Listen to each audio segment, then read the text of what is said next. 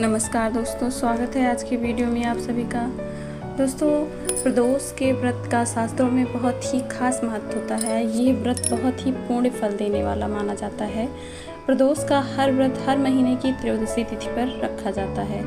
प्रदोष व्रत का नाम दिन के आधार पर रखा जाता है। जैसे सोमवार के दिन पड़ने वाला प्रदोष व्रत प्रदोष व्रत कहलाता है। उसी तरह मंगलवार के दिन पड़ने वाला व्रत भौम प्रदोष व्रत या मंगल प्रदोष व्रत कहलाता है। इस दिन भगवान शिव के साथ साथ हनुमान जी की भी पूजा की जाती है। तो आइए जानते हैं ज्येष्ठ माह का पहला भौम प्रदोष कब रखा जाएगा, इसकी पूजा विधि और कथा के बारे में।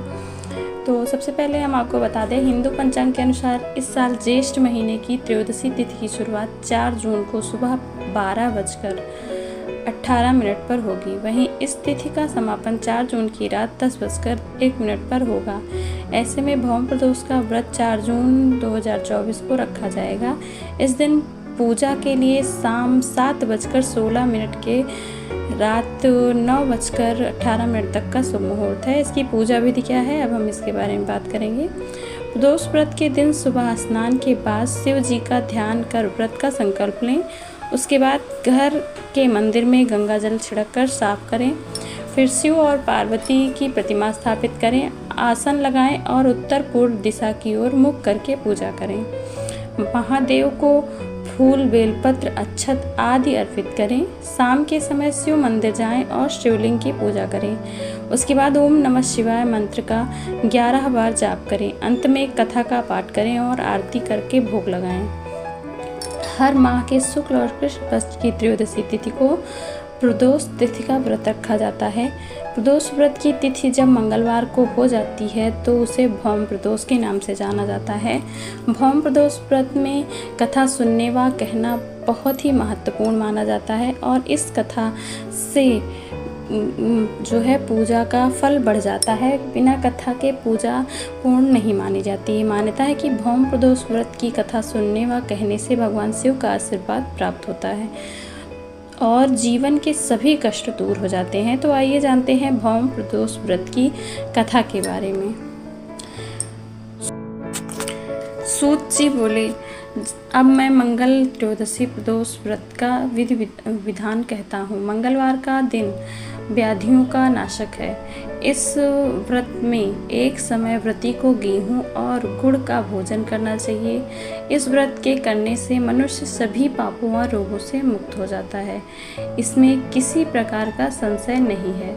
अब मैं आपको उस बुढ़िया की कथा सुनाता हूँ जिसने यह व्रत किया व मोक्ष को प्राप्त हुई।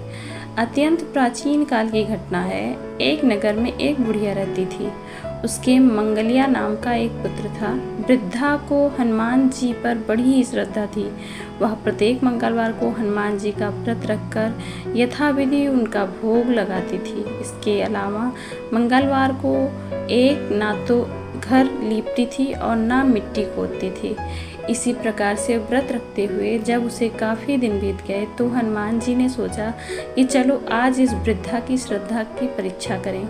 वे साधु का वेश बनाकर उसके द्वार पर जा पहुँचे और पुकारा, है कोई हनुमान का भक्त जो हमारी इच्छा पूरी करे।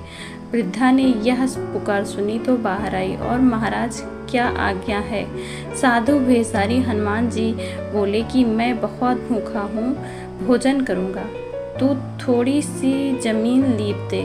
वृद्धा बड़ी दुविधा में पड़ गई।